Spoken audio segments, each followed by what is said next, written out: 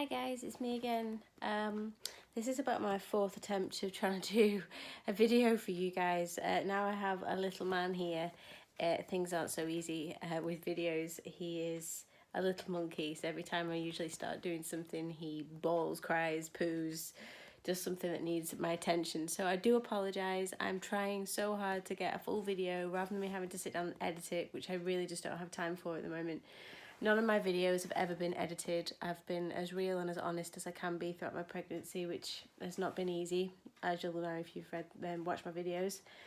Hyperemesis is not something that I ever want to go through again, and I seriously know what you're going through if you're going through it right now. Yeah, he's just picking up now and he's kicking me really hard in the stomach. In about an hour's time, he'll officially be 3 weeks old. Stop being a grouch. This is Elliot James.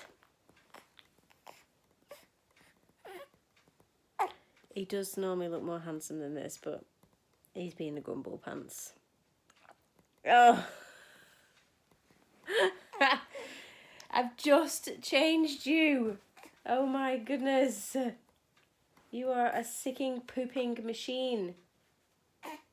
Are you listening to me? This breast milk is precious. Stop sicking it up. And we're going to have a visitor at 12 o'clock today. Emma's coming round and you're full of sick again now. Okay, so... Oh, I thought I had a window of opportunity to do this video. I'm really sorry. Just bear with. So, the good news is that Hyperemesis went straight away. Yeah, you're not going to let me do this, are you?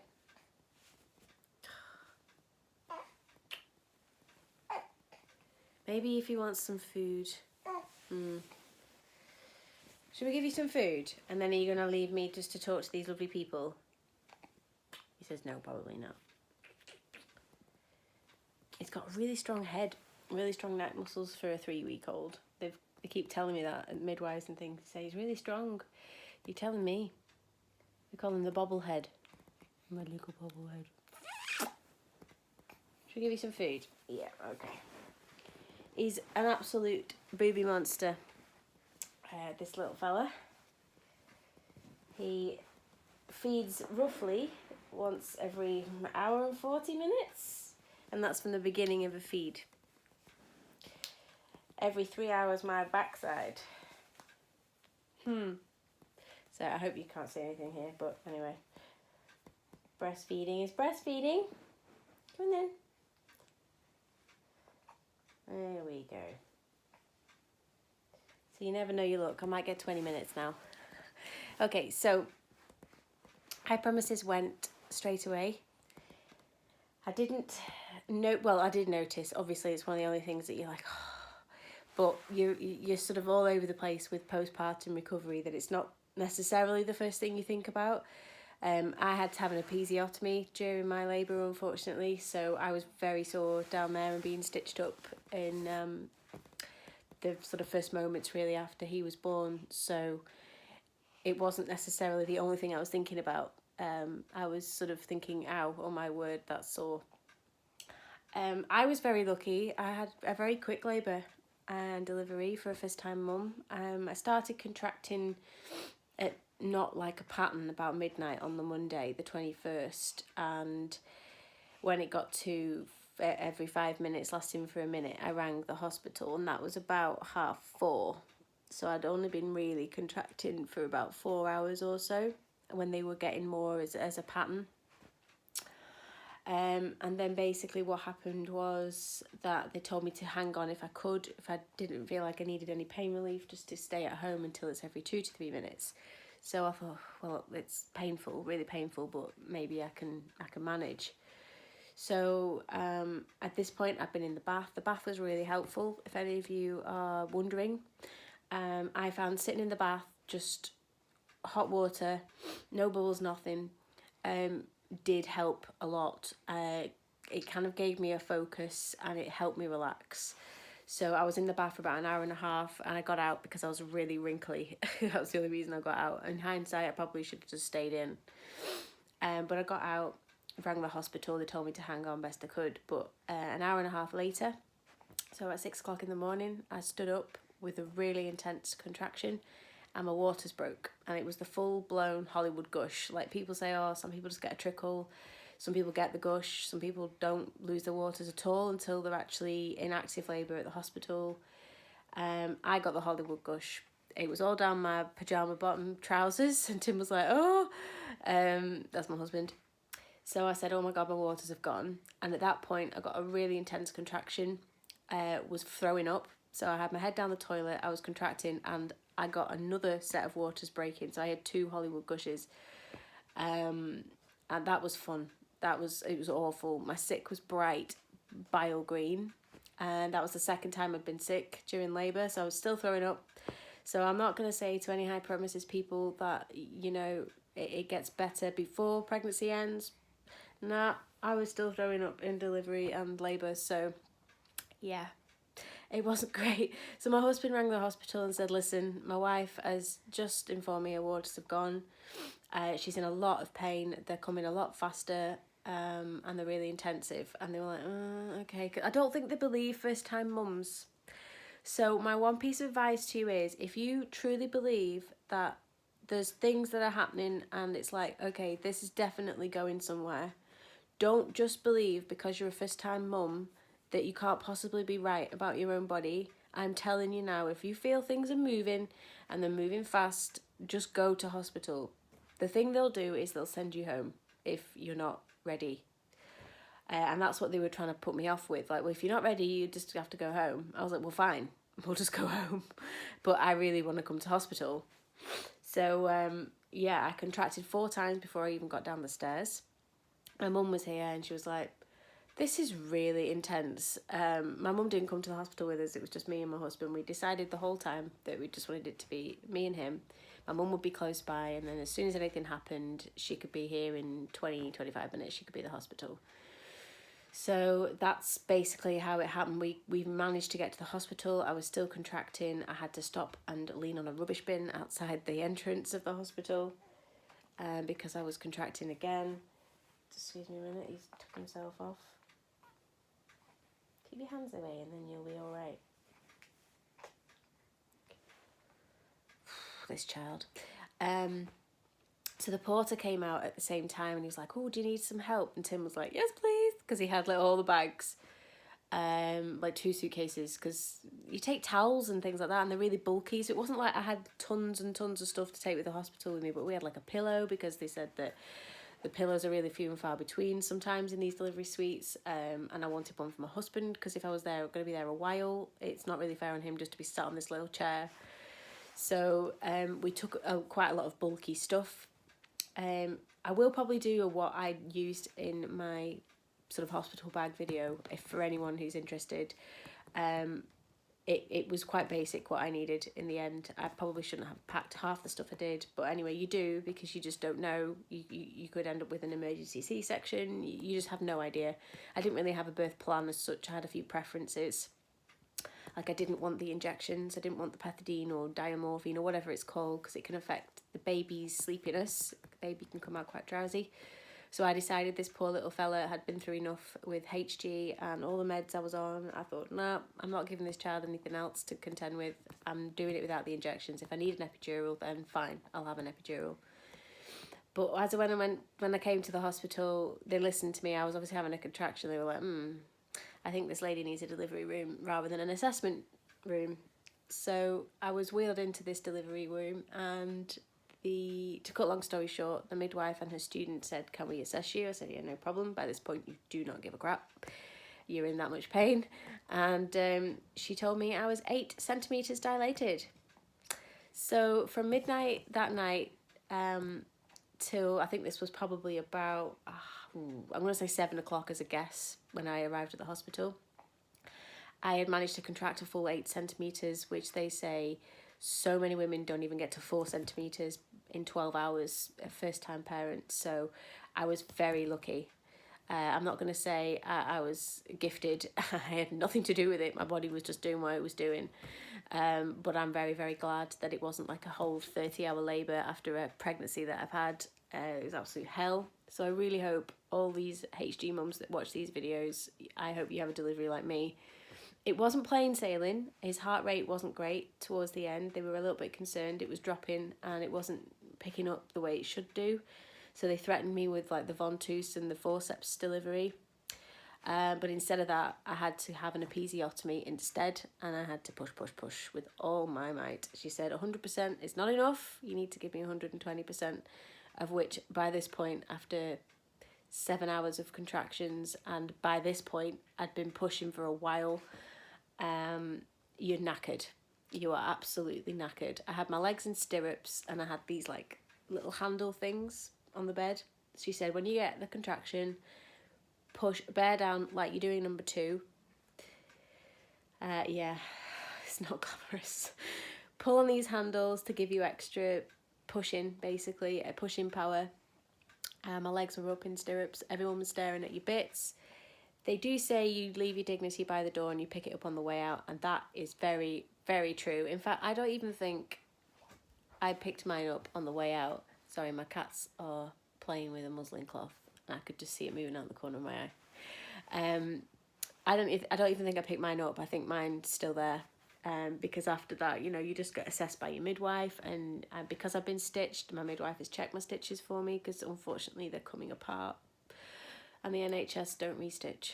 So not quite sure what I'm supposed to do with that, but apparently just keep it clean, keep it dry, dab, don't wipe, all the usual bits of information. Don't have a bath, don't use any soaps, don't use witch hazel, don't use, anything. So all these lovely medicated pads that I bought, I've not been able to use because they say don't. So yeah, the worst part for me was the pushing. The pushing was brutal. The contractions, I could deal with those, pretty much. They felt like extreme period pains to me. So next time you get a period pain, just times it by at least 50.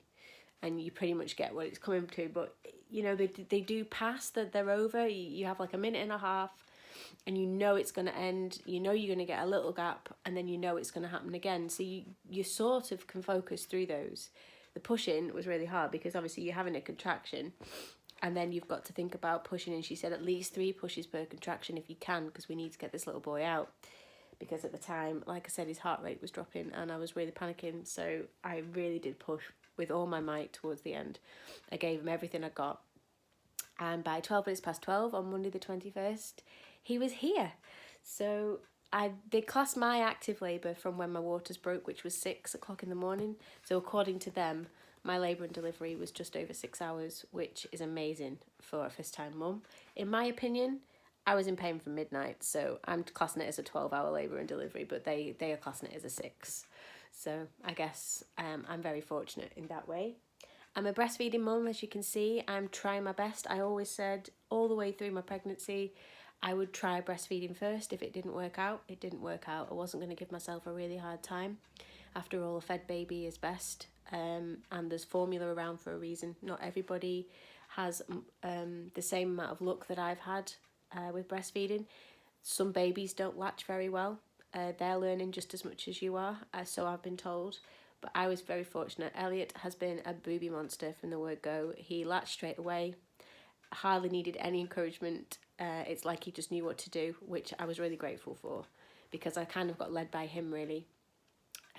My boobs, thank God, have a really good supply. They had a great supply of colostrum. They have a really good supply of milk.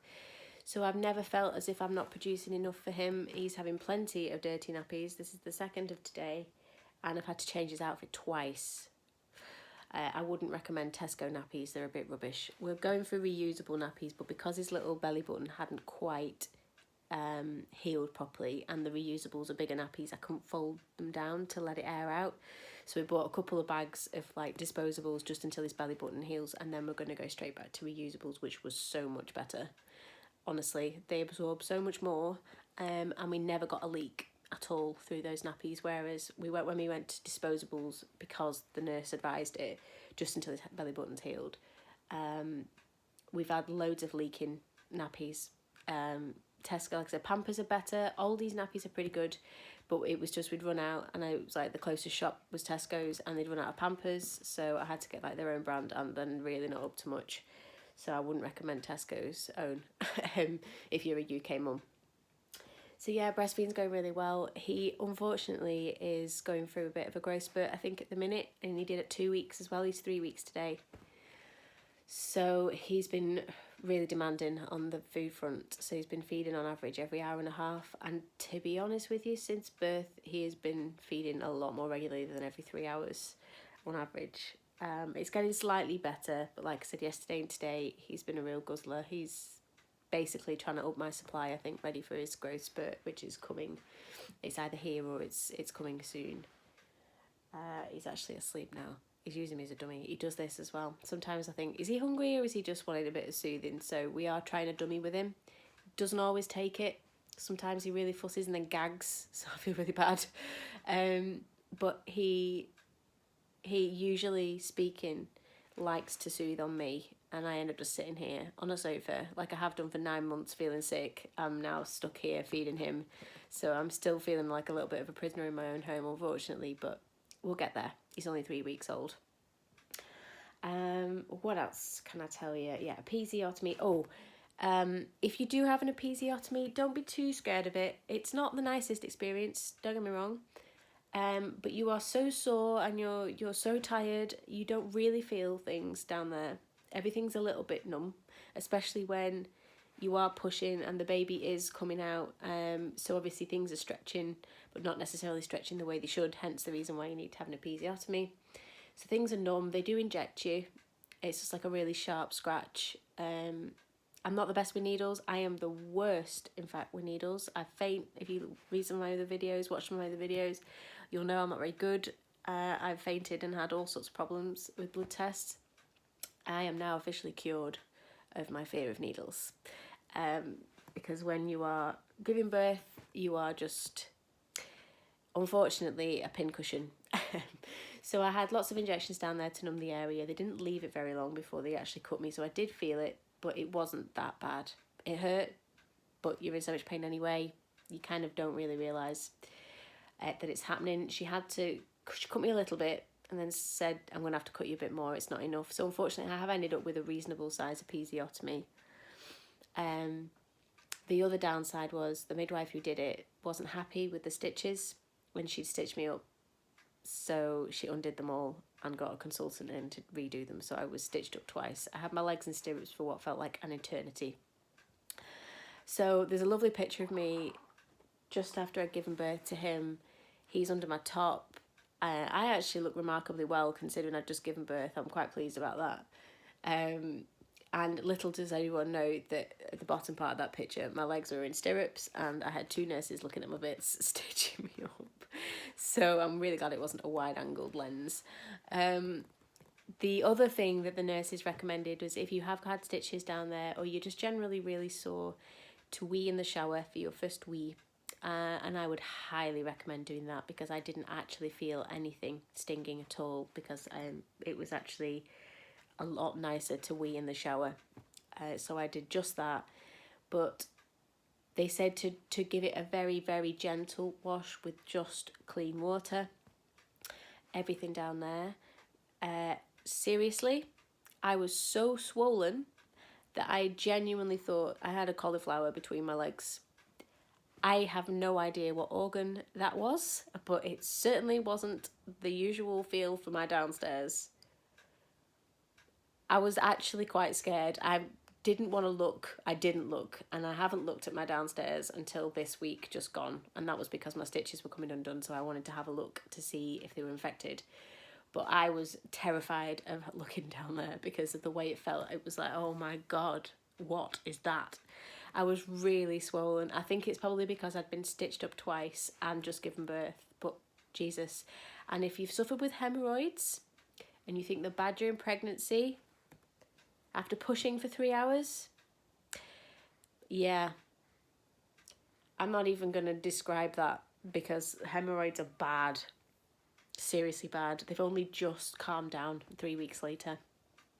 So what I'm saying to you is, don't look down there. Just within 2 days, it felt a lot better. It was still very sore, very swollen. And 3 weeks later, it's a lot better, but I am still having problems with my stitches. So don't expect it all just to go back to normal within a couple of weeks. The stitches tend to dissolve within 2 to 6 weeks, they said. But I've been dosed upon painkillers for the duration, and I will be continuing to take those until it's fully healed. They tell me not to open my legs when I'm sat down, just sit with my legs shut to try and help the stitches and the skin knit back together because it's opening up. When I'm kneeling down, I have to be really careful because it really hurts. I'm walking around like I've got something inserted up my backside because it feels really uncomfortable down there. The stitches feel really heavy and it almost drags. I've also got a urine infection. I'm really not selling this to you, am I? I'm sorry. But the urine infection was there from before birth, but my GP had just forgotten to inform me. That's great, isn't it? I have now moved GPs, by the way. I really wasn't impressed with the last one. But it's closer to me anyway. Sorry, I think he's half asleep. He may throw up. I've got a slightly refluxy baby as well, which is great. So I'm basically covered in vomit most of the time, and there's muslin cloths everywhere. You can never have enough muslin cloths. If you think you've got enough, buy at least 20 more, because you put them in the wash. Like, I cannot believe how much washing I've had to do. But he is rather lovely. He is lovely when he's asleep. No, he's lovely when he's awake too. I'm only joking. But can you see him? Say hi, Elliot. He's got really long eyelashes. He looks just like his dad, though. The long eyelashes I think he's getting for me, but he looks just like his dad. Hi. I'm trying to think about what else I can tell you. This has definitely been the best video so far. He's actually let me speak to you, because yesterday I did 2 videos and the whole time I was pretty much just burping a baby, or he was crying, or I had my boob out. So yeah, I thought I need to do another video, I think. I'm just trying to think if there's anything else I've forgotten to tell you. But yeah, about 2 days after I got home from, well, I was in hospital for 2 days because his blood sugars were low. I think I've forgotten to tell you that. And that was because I was on bisoprolol, which is a beta blocker. And I didn't realise it affected him, but unfortunately it did. So after 2 days of a lot of hard work from breastfeeding, and I had to hand express some colostrum to give it boost feeds, I didn't sleep a wink for 2 full days, and I don't think I've slept much since either. But because I was in hospital on my own, my husband obviously couldn't stay. It was all on me for 2 days, which is fine, but I was really, really, really keen to get home. And I couldn't until his blood sugars were above 2.6. The average is 2, but because he was hypoglycemic when he came out, they wanted me to make sure he was above 2.6, not just above 2. So that's why it was really hard. But as soon as we'd mastered that and we came home, I felt so much better with hyperemesis from the word go, like I mentioned. But when I got home and I was finally eating my own food, not the hospital crap they give you, which is just awful, I started feeling so much more myself. But for all of you sufferers, I am telling you, it is almost instant relief. It was seriously almost instant relief for me. Like I said, you are a bit distracted by everything else that's going on, but the sickness went. I could stomach food pretty much straight away. Like I said, the hospital food was horrible, so that was probably the reason why I didn't want to eat much in the hospital. But yeah, it was amazing. Amazing. I've got no food aversions either. Like, people said, oh, do you still have things you can't eat? Nah. There are some smells, though, that I think will be with me forever. I really still struggle with my shower. The smell of that in there is just quite intensive, you know, when you've got hot, steamy water. And I'm still not great with that. And there's certain hand soaps. You might throw up in a minute, sorry. There's certain hand soaps that I can't stomach still. So I've had to throw those away and buy new ones, which I don't really like doing, but... Hello?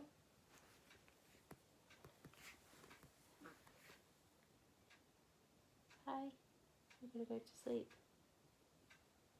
But other than that, no, I've pretty much gone back to normal.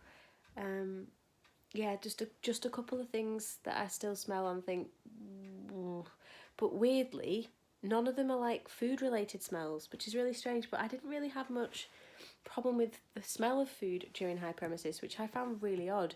It was things that you would never think would bother you. Like really strong perfumey smells. Certain like smells in my house, as you'll see from videos. I couldn't go around my house at one point I without crying or being sick. But the house smells fine to me, thank God. It's just a couple of things in the house that I'm still not a massive fan of. But other than that, I'm back to normal. I've dropped loads of weight. I was back up to 9 stone 11 when I was 40 weeks pregnant, and I was 9'7" before I was pregnant. So I'd actually only gained about £4 during the whole pregnancy, because I'd lost so much weight at the beginning. I think I'd lost about 16 pounds or something at my worst. But now I'm back down to 8 stone 9 as of yesterday morning. Breastfeeding, you burn loads of calories breastfeeding as well, so I think that's also had an impact on my weight. And unfortunately at the moment I'm having a lot of cravings for sweets, so I don't think this weight thing's gonna last. I'm just trying not to eat too many sweets, but because I've had such a crap pregnancy, I'm like, why the hell not? Just eat what you want. So that's exactly what I'm doing, but I won't be able to do that forever. So I've got a snack drawer. I've got jelly tarts are my favourites at the moment. I've got jelly tarts and mini eggs. I'm pretty much living off those because they're easy to put on the table here next to me whilst I'm breastfeeding, and you just kind of pick. I can't really get myself lunch because he is a grizzle pants when I put him down. I'm hoping that he goes off to sleep in such a deep sleep that I can put him in his little cot and then I can go and get some lunch at some point. But my husband has made me a sandwich and put it in the fridge in case I can't actually do anything. I can literally run in, get that and sit here with a sandwich. So anyway, I'm going to go because he's coming round and I think he might need a bit of a burp. But yeah, it gets so much better. He is so worth it. Whether I could go through it again, I don't know. People say never, but if you've had HG, you know, it's actively going into that again, knowing that it's probably going to be exactly the same. That will take some courage. But I just send in all my love to all of you out there who are still in the thick of it. I promise you, it was instantly better. So just keep going. You're doing an amazing job. Take every hour as it comes, not even every day, just every hour as it comes. And basically, just keep doing what you're doing. You're doing a great job. You are making a human being and you feel like death. You need a medal. I think we all need a medal. Okay, so I'll do another video next week when you'll be a month old. Maybe I can discuss a few things that you want to know. If I've missed anything from delivery, let me know. If you want to know what our routine is, which is nothing at the moment. It's the first day really I've had by myself because my mum was here last week and the week before. But if you want to know how we're coping or not coping, I will give you very honest, very real answers. We are not sleeping a lot, I'll tell you. But just let me know in any comments. I'm on Instagram as well. I think my Instagram thing is rmilbank if you want to follow me there. I've had a couple of ladies reach out for me in there and I'm very, very happy to chat away about anything you want. I'm not going to be going very far for the next few months, so you might actually keep me sane. Okay, so I'll see you next week. Thanks again for listening. Bye.